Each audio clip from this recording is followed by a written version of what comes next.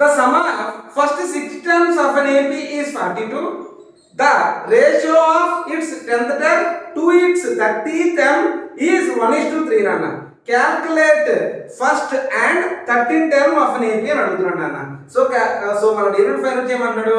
So first term కనుక్కోమన్నాడు and 13th term కనుక్కోమన్నాడు.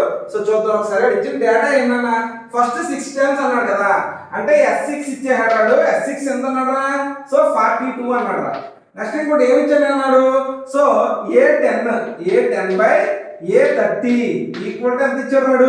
So 1:1/3 అని చెప్పేసి ఇచ్చాడు నాన్న. మనం ఏం కనుక్కోమన్నాడు రా? ఏ కనుక్కోమన్నాడు కానీ A30 కనుక్కోమని చెప్తున్నాడు రా నాన్న. S6 అనుకో, మనం మామూలుగా S అనే ఫార్ములా ఏంట్రా? n/2 × 2a + n - 1 × d కదా. అలాగే S6 n/2 × 2a + n - 1 × d నాన్న. అంటే S6 = 6/2 × 2a + 6 - 1 అంటే 5 × d నాన్న. సో S6 వాల్యూ ఎంత ఇచ్చాడు? 42 నాన్న. 42 = 2 1s 2 3s నాన్న. 3 × 2a + 5d నాన్న. సో 3 1s 3 4s నాన్న. అంటే 2a + 5d ఈక్వల్ ఎంత ఇచ్చాడు మనకి?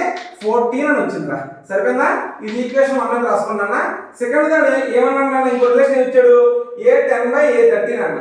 అంటే A + 9d by A + 29d equal to 1/3 నాన్న. క్రాస్ మల్టిప్లికేషన్ చేయండి. 3 × A + 9d equal to 1 × A + 29d నాన్న.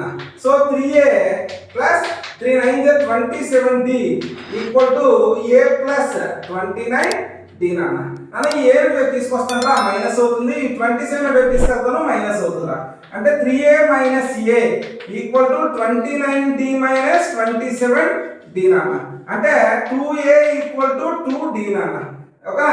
సో 2 2 క్యాన్సిల్ చేస్తే a ఈక్వల్ టు ఏమొచ్చిందిరా? d అనేది వచ్చింది నాన్న. ఓకేనా? సో ఇప్పుడు మనకి ఏమన్నా అని ఈ ప్లేస్ లో నేను ఏం చేస్తానంటే a ఈక్వల్ టు d కదా, అంటే నేను d ప్లేస్ లో a రాస్తాను రా. అంటే 2a + 5 × a ఈక్వల్ టు 14 రా. 7a ఈక్వల్ టు 14 రా. 7 1s 7 2s నాన్న. a ఈక్వల్ టు ఎంతరా? 2 నాన్న. a ఈక్వల్ టు 2 అయితే d ఈక్వల్ టు కూడా 2 రా. ఎందుకంటే a ఈక్వల్ టు d కదా. ఇప్పుడు మనకి ఏం కావాలి? A13 కావాలి. a ఆల్రెడీ వచ్చేసింది మనకి. So A13 equal to a + 12d నాన్న. అంటే 2 + 12 × 2 రా. 2 + 12 2 = 24 రా. అంటే 26 నాన్న. A13 ఈక్వల్ ఎంత వచ్చిందిరా? 26 అనేది వచ్చింది నాన్న. That's it.